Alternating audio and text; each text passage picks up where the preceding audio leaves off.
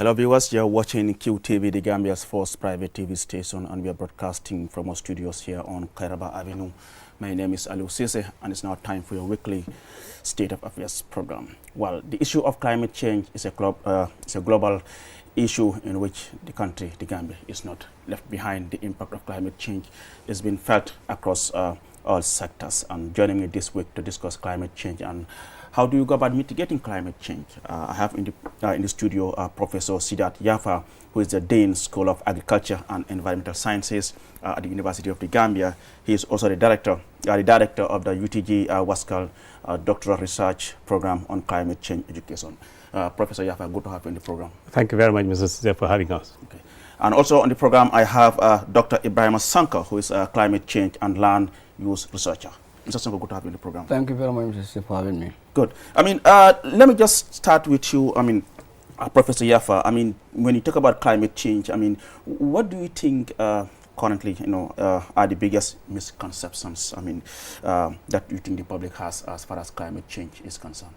Yeah, the biggest misconception that some general public, some citizens of our country have is that this is a natural phenomenon. It's not caused by humans, which is disinformation, because science has proven, research has proven that climate change is caused by humans. For example, the car that you drive a car, I drive a car, he drives motorbike. We have planes in the air, we have ships in oceans, in big waters. All of us pollute. We produce the smoke from our vehicles that mainly consist of carbon monoxide. And that carbon monoxide, when it goes to the atmosphere, it destroys the ozone layer. Then we have more heat on Earth, and also sometimes you'll have more, there's a change in climate. Then you have more rainfall, you have flooding, you have cyclones, you have sea level rise, etc., etc. This is based on scientific facts. So just that, unfortunately, for now, many people in our country do not understand this. So it is the responsibility of the University of the Gambia, especially the Waskal program, to educate Gambians about impacts of climate change, how climate change occurs, and what impacts it has on our economy, every sector of the economy, it impacts them, and how we can adapt to those impacts. So that's a big responsibility of the University of the Gambia, and the University of the Gambia is ready to take care of that information sharing with the public. Take us through, before I bring Dr. Sonko here, take us through the Waskal program. How did it all came about? What's the rationale behind this program? The rationale behind the creation of Waskal was conceived by the German Federal Ministry of Education Research, BMBF, called BMBF, and some West African countries, especially the higher education ministries of West African, 10 original West African countries, and the Gambia was one of those 10 in 2010. So I was part of those who negotiated for the establishment of Waskal in West Africa. And we started in 2010. We had negotiations with BMBF. We had a series of meetings in Ghana, in Nigeria, and Cote d'Ivoire, and some places, even in the Gambia and Mali, until we had this agreement. So the agreement between BMBF, German Federal Ministry of Education Research, and these 10 original West African countries. Then the program started in 2012 in some of the countries, but it started 2 years late in the Gambia. We started in 2014 because at that time in 2014, University of the Gambia didn't have the human resource capacity to run this program. That's why we started at the master's degree level. So we started in 2014, and we ran 2 successful batches of master's program. 2014 all the way to 2018. Then we upgraded it at that time. So we had some, now our capacity, teaching capacity on climate change and all the aspects of climate change at the University of the Gambia has increased. Okay. And that's why we were asked by BMBF and Waskal headquarters. Our headquarters is located in Accra, Ghana, asked us to upgrade it to a PhD. So we started a PhD program in 2019, in September 2019.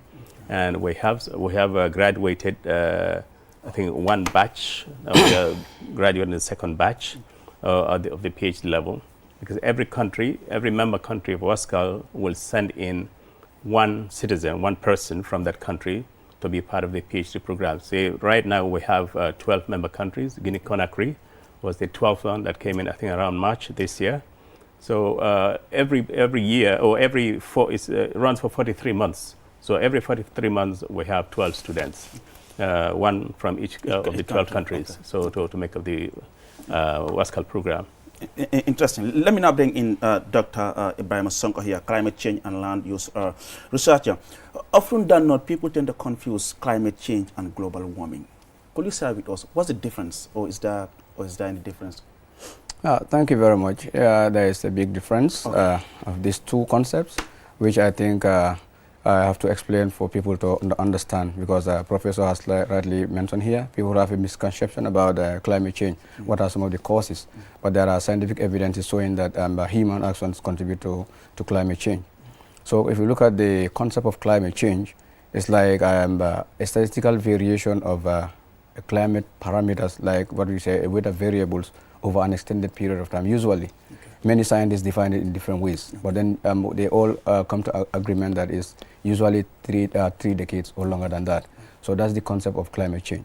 So, but if you look at global warming, these are as a result of the effect of greenhouse gases in the atmosphere. So these gases are being emitted from the surface, and it's caused by human action. Professor has lightly mentioned one of them, or a few of them, like the increase in CO2 in the atmosphere, absorbing the infrared radiation, that is the heat coming from the surface going up. So you realize that these gases will be there, and then they will be trapping this heat and returning it back to the surface.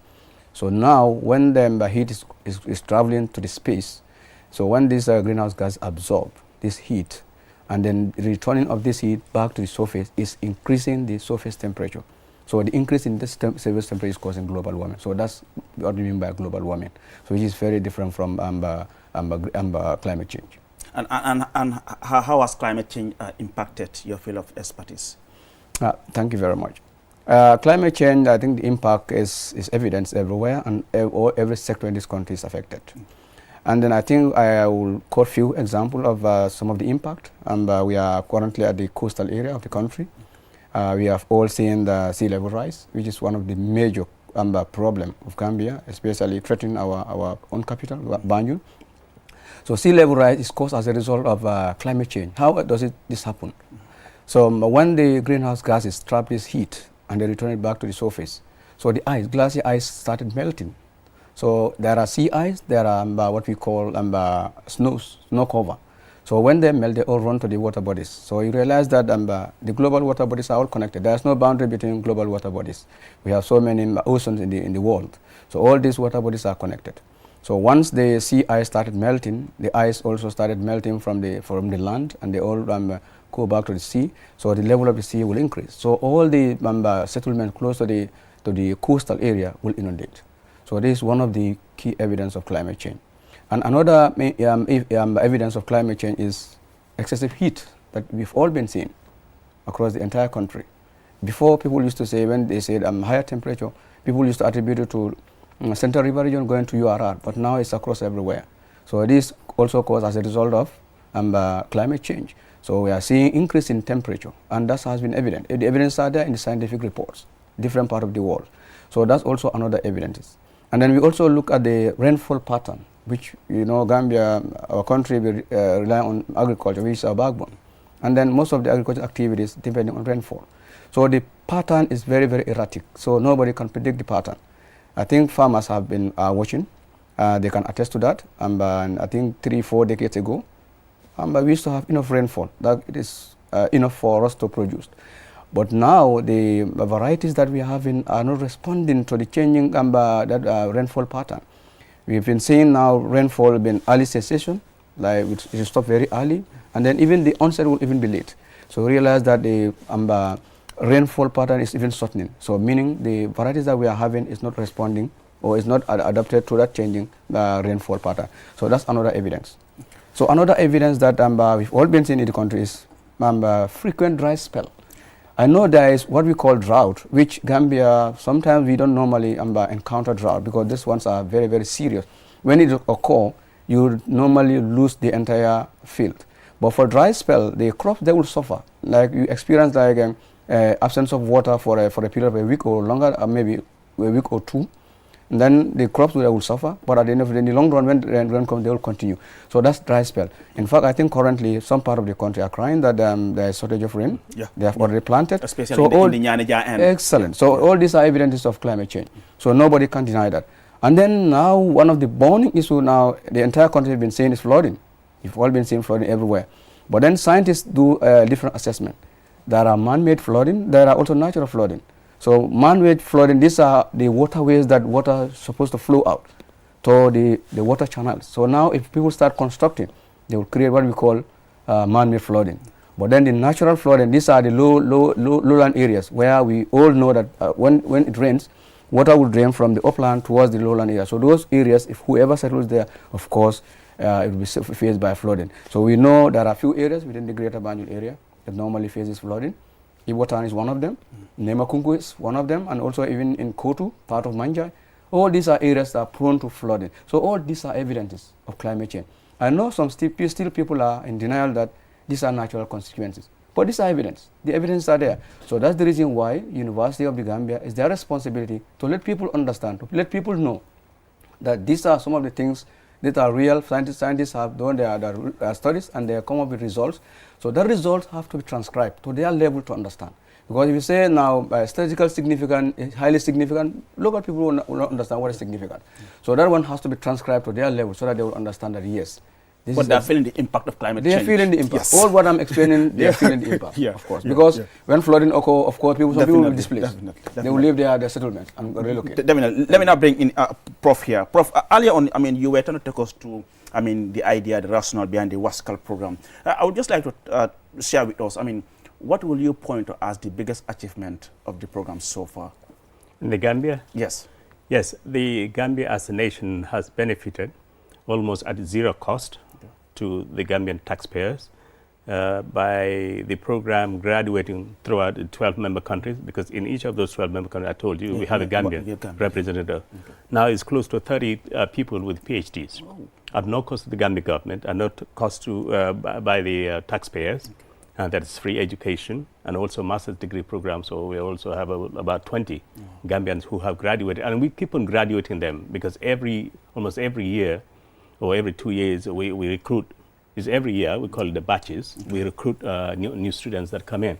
So this is one of the best education training the Gambia has ever had, as far as I'm concerned, because we have this large number of Gambians trained at the PhD level at almost zero cost to the Gambian government or the taxpayers, and also a large number of master's students who have graduated, Gambians, in different fields of climate change at no cost to the Gambian government. And you can see a lot of those who have graduated managing key positions in Gambia government. For example, National Environment, the National Environment Agency, the executive director is a WASCAL alumnus. And then you have Dr. Sonko, PhD in climate change and land use, is a senior researcher at University of the Gambia. Then you have Dr. Mama Sawane, University of the Gambia. Both of them work under my office. The WASCAL program, you have Dr. Adam Agasama Jallo, who is the Deputy Director of the WASCAL program at University of the Gambia, who is also an alumnus of the WASCAL program. You have Dr. Peter Jiba at the Department of Water Resources as a Chief Meteorologist. And you have Dr. Tida Njai, who is she's a mathematics lecturer at the University of the Gambia on climate change, and also she's the director of Stalin Technical Training Center. She and her husband opened that, but she is an alumnus of the WASCAL program. We have Dr. Bintu Diba, who graduated recently, PhD in climate change and education. You have Dr. Demba Balde, who's a senior lecturer at the Gambia College. So you have many of them. Jiba from Nawek also is an alumnus of the WASCAL program. All these people benefited from the WASCAL program. So they are contributing immensely to the development of our country. So I think we have to applaud. And I'm happy to note that they are all serving. I mean, they haven't left the system to go and... I think I know of only one who has left for international appointment. That's Dr. Adama Cisse, who's working for an NGO in Dakar, Senegal. And what have been the key challenges, I mean, in this program so far?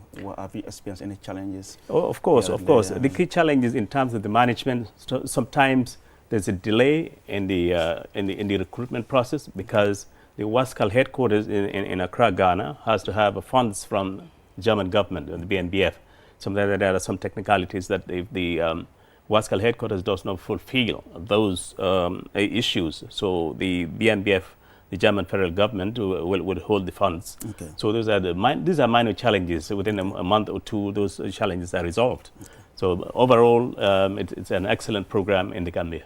And coming back to the university itself, like I said, you are the Dean in the School of Agriculture and Environmental Sciences. Right. I mean, has climate change in any way, affected the way you teach agriculture at the university? Yes, it has. It has affected the way we teach agriculture. For example, when we go out in the field, for example, we lay out field experiments for our graduate students, or even our undergraduate students at School of Agriculture and Environmental Sciences, because agriculture mainly is rain-fed in the country. Mm-hmm. We do not have irrigation system on our research farm at Faraba Banta. Mm-hmm. So when we have a dry spell, just alluded to by Dr. Ibrahim Sonko, so we have problems with the growth of our crops for experiments. So that's a major challenge. So now we have how do we address that kind of challenge? It means we have to what we call adaptation, meaning to introduce irrigation, artificial irrigation, so that we can have water to irrigate our crops, the experimental field crops, up to the life of the crops during the experimentation. So that's one thing that we need to do as part of adaptation. But mainly this major insufficient amount of rainfall during the experimentation is a major challenge in terms of agriculture. And Dr. Sonko, earlier on, you tend to focus more on the negative aspect of climate change. Mm-hmm. Is there any opportunities? Of course, there are opportunities, so many opportunities. All right. One of the key opportunities of climate change is renewable energy. Okay. Is at least solar radiation can be used to extract energy to be used to replace fossil fuel engines. Mm-hmm. But these are some of the major drivers of climate change. Energy sector is one of, because we are seeing in our own country here, NAWEC is producing electricity to us using fossil fuel engines. Yeah. So the opportunity there is by use of renewable energy. And then that's where university play a very key role. How do we now bring out those technologies? So that's the essence of research. So research is the one who invented renewable energy out of solar. But there are other opportunities too from the climate change. But other aspect of renewable energy is also the waste, which is also contributing to climate change. It's also another key impact in the country which is affecting us. But then waste also can be used to generate renewable energy. So now all these are opportunities that Gambia can use to be able to avert to the impact of climate change. And other than that, there are institutions, established institutions. The Ministry of Environment, Climate Change, and Natural Resources. It's an opportunity for us, and there are policies that they designed that we can use as a tool to be able to adapt and mitigate to the impact of climate change. Okay. And then also there are other projects also intervening into different areas to address the impact of climate change in this country. And then also there is political will, because of course we know that there is what we call National Assembly Select Committee for Environment, which I know that they have a key concern with regards to environment and environmental issues in the country. So all these are opportunities for us in terms of climate change. We will explore that, the policies and political will. Yes, yeah. Prof, it seems you are Yes, let me address the political will that he said. Honestly, the United Nations Framework Convention on Climate Change, UNFCCC, I think it was in 2022 or 2023, has identified the Gambia and Morocco throughout the world as two countries that have a very strong political will in terms of climate change, in terms of the different policies that we have. So that's good for the Gambia. Politically, it's very good for the Gambia, and we are pushing forward in collaboration with the Ministry of Environment, Climate Change and Natural Resources, with the Department of Water Resources under the Ministry of Water Resources. So we have collaborative work in the areas of climate change. For example, the collaboration with the Ministry of MECNA, Ministry of Environment, Climate Change and Natural Resources. About a month ago, we established a Climate Action Center at the University of the Gambia with support from the Canadian government. So that center will talk about how to use GIS, Geographic Information System, for mapping lands in the country. We can do that. It will also do forestry inventory in the country. How much forest cover do we have in this country? What is the status of those forest cover in the country? So some of those things are now are in place at the University of the Gambia, and we encourage our students within the University of the Gambia and other institutions government institutions, NGOs, CSOs, civil society organizations, to come to the Gambia, to come to the University of Gambia rather, under my office to ask for this information, and we'll put them through so that they benefit, because that center is for the Gambia, every Gambian, as long as you are interested in to learn about climate change issues. So the center is there for every Gambian. And last week or so, I mean, you also signed an MOU with South Carolina State University. I mean, take us through that MOU. Yes, that MOU was excellent, because we have been working on it, I think, the 4 to 5 months, going back and forth on the draft MOU, Memorandum of Understanding, until it came to fruition on 7th of August 2024. Where the president of South Carolina State University in the U.S. Came over here with his delegation. And this initiative was made possible by a Gambian, Dr. Lamin Drame, who works at South Carolina State University as one of the senior managers, senior officials of the university, because he has a very strong affection for the Gambia to progress forward. Because the key element of the MOU is to revive the Gambia Agricultural Extension System, because the Gambia Agricultural System, to be honest with you, right now, to me, in my opinion, it has crumbled. Because if you look at statistically, the ratio of an extension agent to farmers is 1:1,000, meaning one extension agent serving 1,000 farmers. That you cannot accept that anywhere. That's too high. Hopefully, this MOU, when we start implementing it this year, we will try to bring that down in the next 3 to 4 years. We will try to bring that down to 1:500, which is manageable. I think we'll have a very strong collaboration with the Ministry of Agriculture in order to address this situation, because if you look at 40 years ago in the country, the agricultural extension was excellent. Almost everywhere you go to, you have mixed farming centers booming. They had a lot of training for our farmers, but now you hardly see anything being done at the mixed farming centers. That's sad, but hopefully the University of the Gambia and South Carolina State University, because they have over 125 years experience in agricultural extension, so they will bring the technology to us at the University of the Gambia, so that we can feed into, we can pass on that information, that technology to the Gambian farmers. They can benefit themselves. And what is UTG also bringing to the table? What UTG is bringing to the table is our experiences and our challenges. Because in the world of research, you get excited when you have challenges, because that is when you put on your thinking cap to address those challenges. So the Gambia, we have a lot of those challenges which we'll bring on the table and share it with our colleagues at South Carolina State University, and we will work together as a team to address those challenges on how best we can make agricultural extension more vibrant again in the Gambia. I mean, Doctor, earlier on, I mean, you mentioned, I mean, most of the farmers, I mean, they wouldn't understand some of your climate terminologies and all those things, but the impact is being felt. Now, what do you think farmers will do? Thank you very much. I think, like we've just been mentioning here, the opportunities that we have in the country, there are a lot of human resource base in the country in the area of climate science. And I think myself, I'm a clear example of one of them, because I also serve the ministry at the National Agricultural Research Institute, where I was in the field working with farmers at the Central River region of the Gambia. So right now, I think farmers should first of all listen to forecast. It's one of the key things that will help you to prepare, because if you have the forecast, you'll be able to prepare for the season, because we know the season is very short. So that alone is also another something that farmers need to take that opportunity. Because there is a department called Department of Water Resources. They do normally broadcast this forecast almost every news broadcast at GRTS. And then also they also normally bring out a digital bulletin. Every 10 days they will bring information with regards to the farming. So these are some of the opportunities. And then also they also liaise with the University of the Gambia. You know, the role of University of the Gambia is very essential. I know University of the Gambia train experts, extension workers, researchers, and then they will go back to the field to implement what they learn from the university. That alone is not enough, but there are still scientists, lecturers, they are scientists, they can still collaborate with them. Some of those information, some of those technologies can be trickled down to farmers.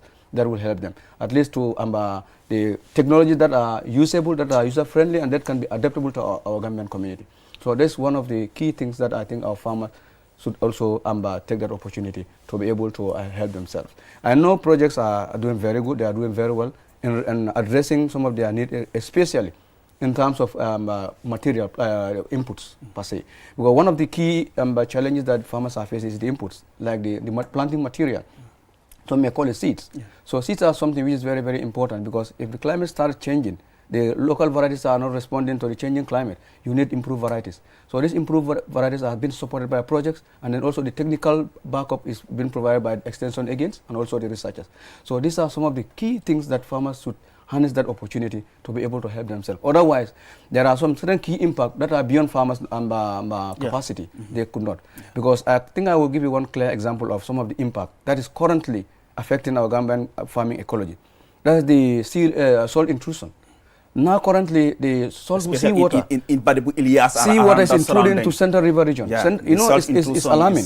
Central River region is our rice basket of the country. So currently seawater started entering into Central River region, where we all rely on the year-round production of rice in the country. So if we are busy now distributing inputs, fertilizers, seeds, we now have to also think about the ecology, where they grow these seeds. Because if you don't take care of the ecology, it's a key challenge. So as the salt water is intruding into the freshwater area, even though you supply them with very good inputs like fertilizer, seeds, and also the equipment that they will be working with, if the ecology is not addressed, you're still having challenges. Because Professor has rightly mentioned here, we don't irrigate. We only rely on rain-fed agriculture. Here, I think the only crop that we normally irrigate is the vegetables, horticulture, where fruit trees and then these vegetables, these are some of the things that we irrigate during the dry season. You hardly see large hectares of groundnut farm being irrigated. You hardly see it in this country. Large farms of corn, large farms of millet, you hardly see them during dry season. So meaning Gambian farmers are only relying on rain-fed agriculture. So meaning if the lowland ecologies are affected by salt, people have to shift to the upland. So that's the essence of, in fact, the reason why NARI brought Nerika rice variety in this country, so that at least that variety can be produced in the upland to address the effect of this seawater intrusion into the freshwater area. I'm seeing Prof is nodding his head. Yes, I just want to address one thing. He talked about, Dr. Sonko talked about farmers must pay attention to this weather forecast. It's very essential. Yeah. It's very true. If you look at the history of agriculture in the country, 40 years ago, we used to have what we call the farmer's calendar. Farmer's calendar is developed by the Department of Agriculture Communications Unit on the Department of Agriculture then. So that will show the farmers when the rain will start. That's why officially for so long, before we started realizing the climate change impacts, 15th of June of every year is the beginning of the rainy season. But that is no longer valid because of the climate change. And the climate has changed. And therefore now, even this year, when did the rain first come in the Gambia? Late July. So it means that farmers' calendar is off track now. Sure. So we have to pay attention to Department of Water Resources for their information, and those information that they give out has to be in the local languages, because most of the farmers, if not all of the farmers in our country, cannot read and write English. So it is their right to get this information in their local language so that they can understand it and make best use of those information in order to improve their lives and livelihoods. Earlier on, you mentioned the issue of, the agriculture extension, which you said was doing well decades ago, but it seems it has crumbled. Right. Who will you blame for it? Who will I blame for it? I don't want to play pass the buck around. I don't want to blame anybody. But I think I can start from University of the Gambia. Okay. For example, School of Agriculture. To be honest with you, School of Agriculture and Environmental Sciences. We train these young guys. But to attract them, even admissions at the University of the Gambia Agriculture, because of the wrong perception that these young kids have about agriculture. Because traditionally, you say agriculture is a back-breaking work on the farm. You have to have physical work on the farm. Agriculture is more than that. But they don't understand. We're still struggling how to break that mindset and make agriculture very attractive to them. I think we have to start it from even nursery school, to teach the kids the value of agriculture, because nothing works in the world without food. Agriculture produces food. So if you don't know how to produce food, you may be in jeopardy. So we have to do that from early age of life of our children, so that they appreciate agriculture. And the ones that are given admission at the University of the Gambia, School of Agriculture and Environmental Sciences, after graduation, similarly you want to post them to, let's say, Koina in Upper River region, or Sapo in Central River region. they will hardly go, because everybody wants to be concentrated in the Greater Banjul area because of the luxury, so-called luxury of life. But they are missing out, because the objective of them going through University of the Gambia to get that higher education, bachelor's in agriculture at least minimum, is to go and serve the community anywhere in the world, in the country. So I think the Gambia government has to come in also and collaborate with the University of Gambia, how we can break that cycle, what I would call a cycle of ignorance from our kids, unfortunately. So it is the responsibility of the University of the Gambia, it's the responsibility of the Ministry of Agriculture, of the Gambia government, in order to address this major challenge. And Doctor, for you, how do you think we can be able to retain these UTG graduates, not just retain them, but also have them willing to travel to the rural Gambia, like you said, in Nyamanari or Koina or Sapo, to serve? Well, I think that's very simple, because if you decentralize what the opportunities that they normally have here to the rural area, I think they'll be able to be willingly work at that environment. Because like I'm a youth, when I graduated from my degrees, I decided to go to Sapo, and then it's not my area of origin. Okay. I'm from Yomi, so I decided to go to, yes, I'm from Yomi. Yeah. So I decided to go to Central River because I know I'm serving the country. So I think decentralizing some of the opportunities that deprive people from living here to the rural area, if that is put in place, I think the young ones will go to the field and to work. Earlier on, Dr. Sonko mentioned the issue of policies. I talk about the issue of the political will. I mean, all that. Prof, in your own, assessment, in your own observation of how things are, unfolding in this country, I mean, how effective do you think these government policies are on climate change? On paper, they're very good. Okay. But in terms of implementation is where the challenge comes. Okay. How does the challenge comes? Because for example, you say you want to do adaptation, climate change adaptation, which will require X amount of dollars, let's say $100, hypothetically. But it is very challenging for the Gambia government to come up with that $100 to implement that kind of adaptation. For example, irrigation, agricultural irrigation, which is an adaptation now on the changing climate. So on paper, it is very good. The idea is excellent. But when it comes to funding to implement that policy is where the challenge is, because the Gambia government hardly has any money to implement. That's why they highly depend on this foreign aid. They highly depend on this international donors like the World Bank, and, International Monetary Fund, etc., African Development Bank, etc., so Islamic Development Bank. But I think there has to be a paradigm shift. There has to be a change in mindset. Meaning the Gambia government has to come up with some ideas on how to generate revenue in the country, because there are so many opportunities to generate revenue that can be used in the implementation of those climate change policies in this country. For example, you have these petty traders. Every petty trader, how many petty traders pay taxes in this country? How many businessmen pay actual taxes in this country? So there has to be a change in that directive. I know the GRA, Gambia Revenue Authority, is doing its best, but there has to be vigorous tax collection that has to be implemented. Every citizen has to collect tax, including me. If I earn income, I have to report it to the Gambia Revenue Authority so that I can be taxed from it. For example, my ranch, Sariafa Ranch, I have a private ranch in my village in Sandu Misra, Upper River region. So I pay taxes because I hire people on a monthly basis, on a full-time basis, and at the end of every year, I have to pay their taxes to Gambia Revenue Authority. And every business person, the Gambia government has to make sure that every business person pays taxes, and if you don't pay tax, you face the consequences of the law.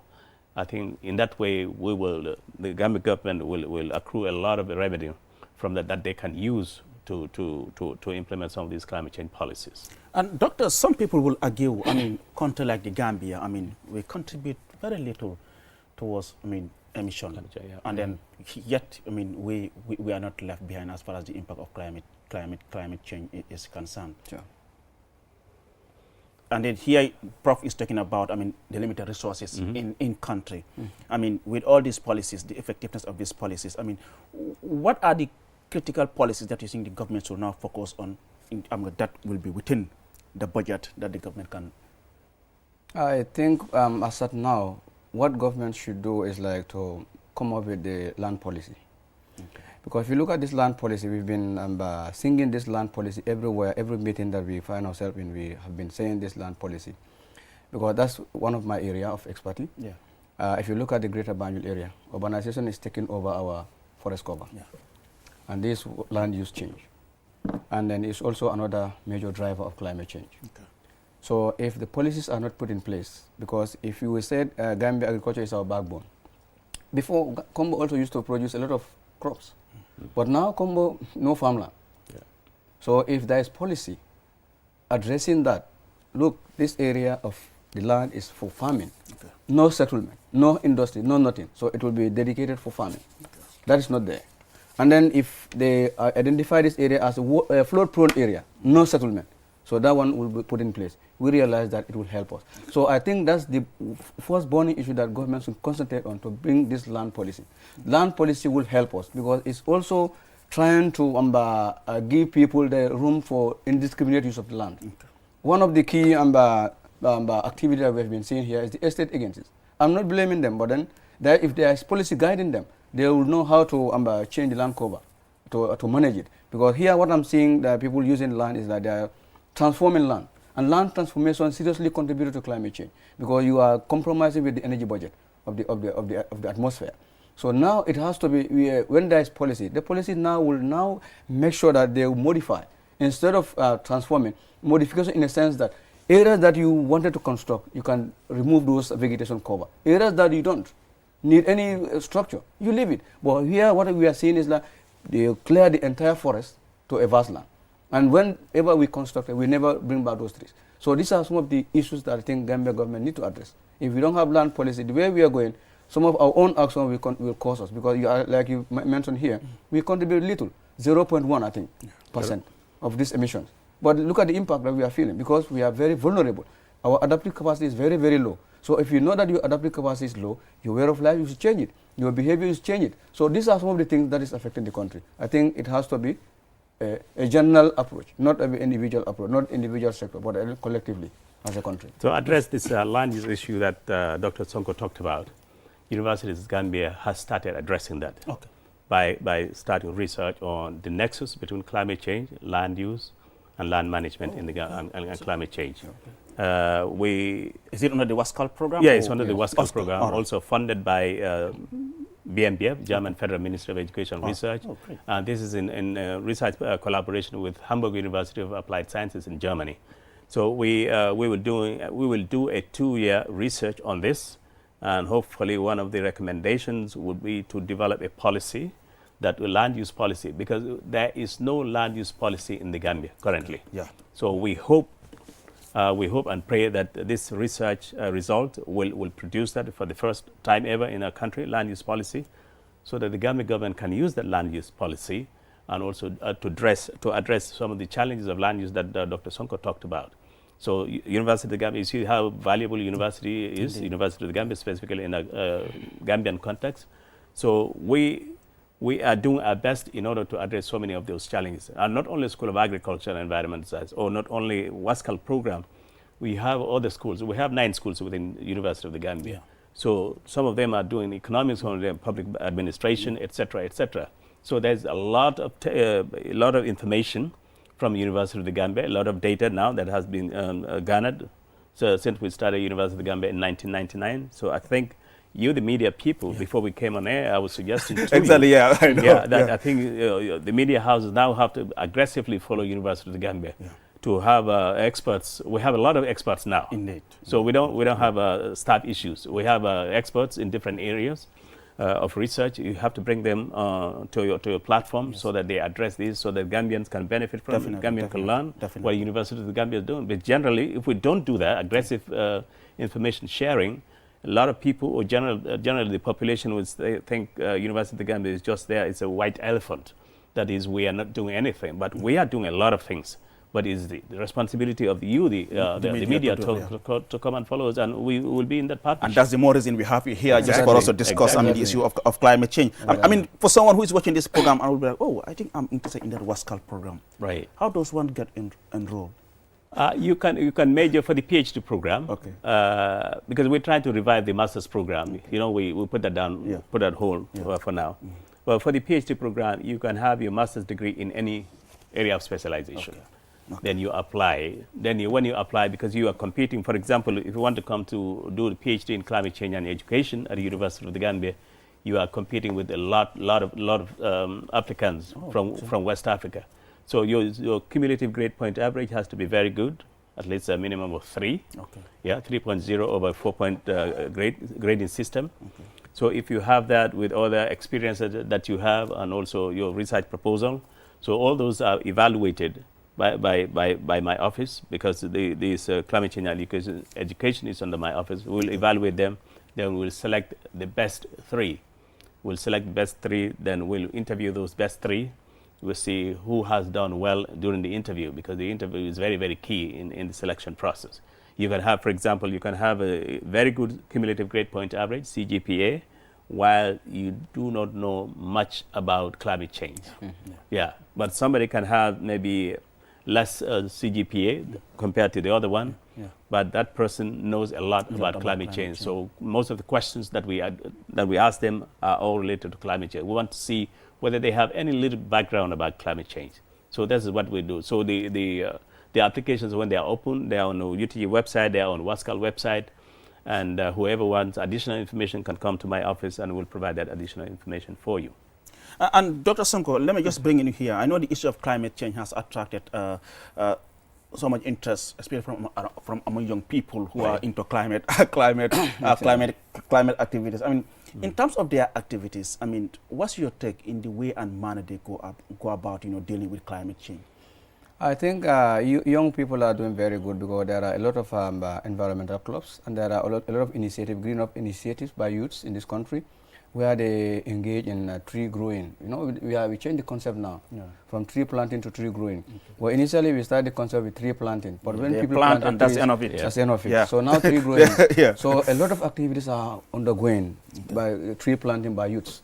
So youths are doing, and even waste management, waste segregation, they are doing a lot in terms of that. So I can see that youth build passion in environment now currently. Because myself, I teach Introduction to Climate Change at the University of Gambia, where I engage with a lot of young ones, where I encourage them to venture into environmental science, which I think many people have this misconception about. If you read environment and agriculture, in the long run, you may not even have a good job. So that's a misconception. Yeah. So I'm a role model where if I'm standing in front of them, at the end of the day, I interact with them, try to encourage them for us to join together to help and protect our own country. Because we know that one of the key simple approach that we can do to avert the impact of climate is to involve and bring back the trees. Because trees, they are the biggest sink of the carbon, of the CO2 in the atmosphere. So this is why young people, a lot of them are into this tree growing. So I think our office, we do collaborate with them, some of them, and in fact we have also initiated climate clubs, where we'll pilot it with a few schools within the greater Banjul area, to sensitize at the grassroots level, so that at least young ones will all know that these are some of the things that will benefit us, and then they will also know the realities of climate change before they get to the higher level. So these are some of the things that we've been doing. So definitely young people are doing very good in the area of protecting the environment. And I can give you one example of a young people here. ST, the rapper. Yes, he has ST Foundation.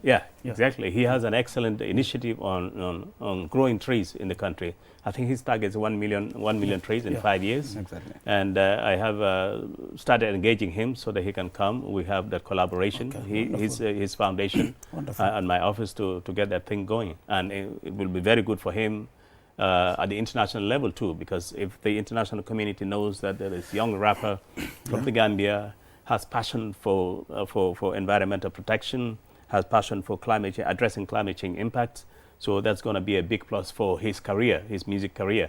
So that's why I started talking to him. So we still need to continue that talking so that he can come, how my office can help him grow, professionally through climate change. But how do we deal? I mean, on the other hand, you have young people who are, growing trees, like you put it. You are out there trying to convince, like of ST. But on the other hand, someone is out there cutting down the trees. Yeah. It's frustrating. I know, it's very frustrating. It's disheartening. Because, when you have an economic challenge in your family, sometimes you do things that you don't want to do. but you don't have any other option. There has to be some option for these young people who fell trees. The government has to come up with some options that will encourage them to minimize or even stop felling trees and focus on those economic activities. They're looking for livelihood. That's why they're using it. So it's sometimes I don't blame them too much, because I always imagine putting myself in their shoes and see how would I feel if I don't have any source of income to take care of my family. What would I do? I would take the chainsaw and just go and fell trees. Because I know you come from Sandu, and then, Right. you know, when you drive from Sandu going towards Woolly, Right. I mean, when you make the comparison maybe decades ago and Yeah. now. Oh, yeah. We have lost a lot of our tree cover in our country. Yeah. And also, not only because of that, you can see North Bank region, because I did research on climate change impact on crop production in North Bank region in 2013. That was published by the International Journal of Global Warming. About 60% of the area is kind of turning into a kind of desert, Yeah. so because of the tree felling. You can look at miles, you know, you wouldn't see any tree. You can see from here to 2 miles away, you can see what is happening over there, because there's no tree cover to protect the soil. So we have a lot of soil erosion by water, soil erosion by wind, because there's a less tree cover over there. And also, if in the country, if you look at the region, you compare, let's say, West Coast region, in the amount of tree cover that we have is more than any other region in the country. And North Bank region has less than any other country, in any other region in the country. So that's why generally, every rainy season we have more rainfall in West Coast region than any part of the country. Do we also need more legislations, Doctor? National Assembly? Of course, yes. Of course, yes. I think we need more legislation from the National Assembly, because if we the communities have been saying, National Assembly members been into communities, like also add their voice to sensitize. Or even taking the lead during in terms of some of the activities. Yeah. I think that will help the country as well. Yeah. Definitely. Yeah. It's quite interesting, the issue of climate change. But I mean, Prof, Yes. in the next 20, 50, 100 years, where do you see us if climate change is not tackled? We might be doomed. But I am an optimist. Okay. So I am always optimistic that there will be a change of mind. There will be a paradigm shift from the Gambia government, from the University of the Gambia, from the private sector, from the media, your media house here, QTV. All of us will have a positive mindset about climate change and how to address it, and we will aggressively address it together in partnership. In 20 years, 30 years from now, I think I can see that's happening, because people have learned now, no matter how small, they have learned that climate change is real. They have learned that climate change is caused by humans, that climate change has impacts on every sector of the Gambia economy, and they have learned also that if we don't do something, if we don't take concrete steps to address those impacts, we will be doomed as a nation. And I am optimistic that that will not happen.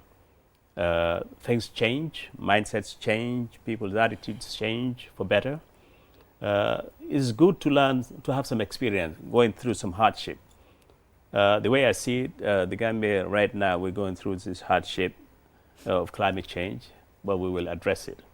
The reason why we cannot address it just like the United States of America would is because the United States of America, they have the adequate human resources, thousands of scientists who focus only on climate change issues. They address climate change issues. And they have the financial resources. For example, I don't know if you aware of this big flooding in Louisiana, in state of Louisiana in the United States. Within a couple of months, the U.S. Army Corps of Engineers promptly took action and just addressed that flooding. If that had happened to the Gambia, we would take us next 10 years. Exactly, or because we asking for global support. Right, because we have limited science, we have limited human resources, we have limited financial resources. But 20, 30 years ago, I think we will be in the right track to address climate change impacts in our country. And Doctor, for you, do you think the international agreements like the Paris Agreement are enough? Annually they meet COP They discuss climate change. Right. I mean, some will say, okay, these are just, talking shop. They just meet, drink tea, and come back. Do you think that's enough? Well, to me, I think it's not enough because addressing climate change through mitigation actions is very, very difficult. It's challenging. Okay. Well, this is a global approach. Gambia might be mitigating. If the neighboring countries are not mitigating, still you'll feel the impact. Yeah. So that's why in climate change, I think we need to concentrate more on adaptation.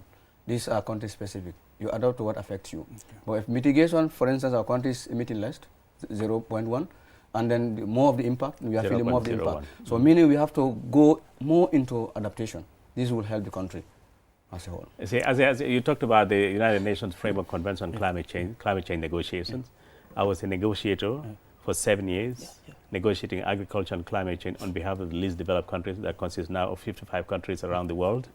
I know sometimes it's very frustrating because you spend, you spend 2 weeks straight negotiating almost 8 hours, you have 12 hours a day sitting down negotiating with this big boss. Yeah. Who are United who are States. responsible for exactly. Historically, who are responsible? United States of America, United States of America, Japan, Europe, they are historically responsible for climate change since 1990, when the industrialization started in the world.